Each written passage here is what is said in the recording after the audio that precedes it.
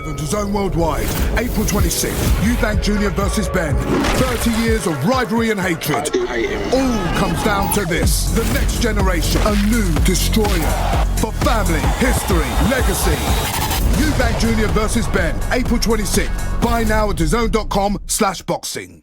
All right, the big talking point this morning was going to be the second day weigh-in. It's very rare that we see the weigh-in, we go through all that, and then we're eagerly anticipating the next day weigh-in because there normally isn't one.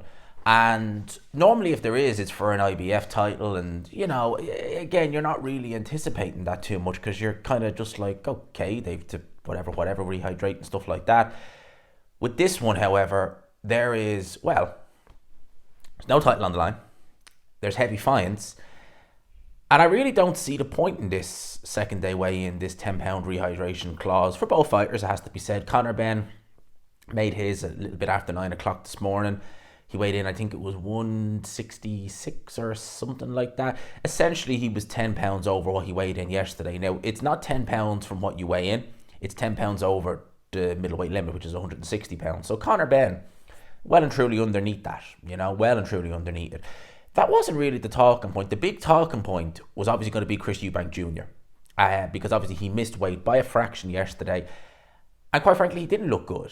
He didn't look good in the clips we were seeing of him trying to make weight. And it wasn't even just the fact that there was this second day weigh-in going over him. It was the fact that people were saying, should he even bother with it? And to be honest with you, I thought he shouldn't bother with it. I thought, you know what? Yeah, there's fines. You're already paying 600 grand. You're making 10 mil. It's an expensive fight for you in many ways, but like, I thought he should just go ahead and just say F them. Because to be honest with you, I've said it before, I don't like this rehydration clause. I think it shows complete inconsistencies with the board where they'll pull a fight on fight week, whether it be for an area title, an English title, etc., if they deem a fighter is cutting too much weight.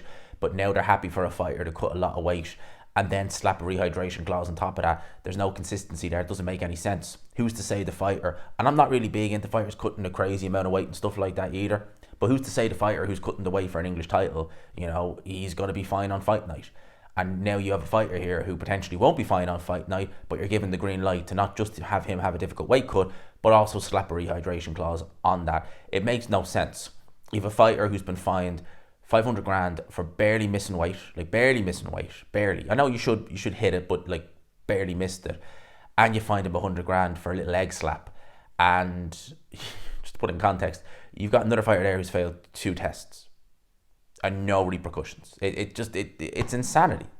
It's absolutely insanity. But Chris Eubank Jr., he did make the second day weigh-in. Now, there was a lot of people saying, would he even show up to this? Because Benn, as I said, made the weight a little after 9 a.m. this morning. And it was thought that Chris Eubank Jr. would go straight on the scales. That's what we all thought. It's now 7 minutes past 10. And we're only really getting in the last 10 minutes word that he did make the weight. Apparently, he overslept. Okay,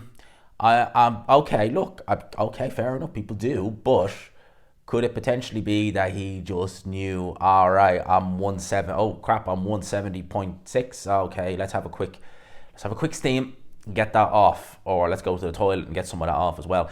Chris Eubank Jr. has weighed in at 169.4 pounds the second day. This is from Everton Boxing.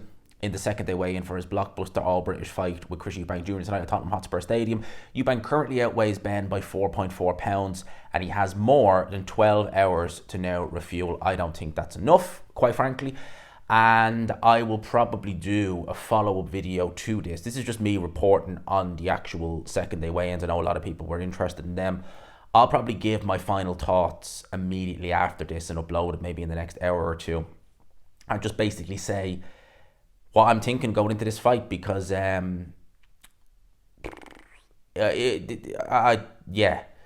it's not been amazing the way. I think that Eubank has to look at his team, for one, because he did nothing wrong first time around, and to be slapped with these fines and to be slapped with these rehydrate is unacceptable, quite frankly. The fact that his team allowed, negotiated that and we're okay with that. I know Eubank Jr. made his bet, he's the lie-in, and he agreed to it as well.